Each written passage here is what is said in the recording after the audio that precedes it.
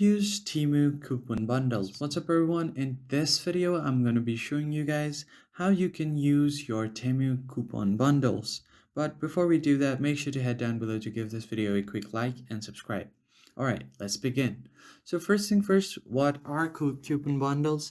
They're basically an exclusive promotion that consists of few different coupons that are added to give you a big discount altogether. Like for example, if you have received a $200 coupon bundle, then it can be a combination of two $50 coupon bundle and a single $100 coupon.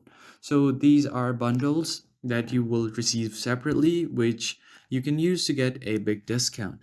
However, even though Temu coupons are a new form of promotions and have a few different rules, they are used as the same regular bundles. So let's see how you can do that.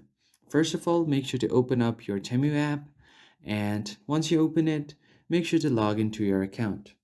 So as you can see, I've received a discount card, so I'm just going to claim it right now.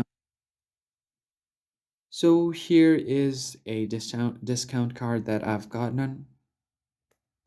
So what you basically want to do is head over to the U section right here, and here you will see coupons and offers. Just tap on it.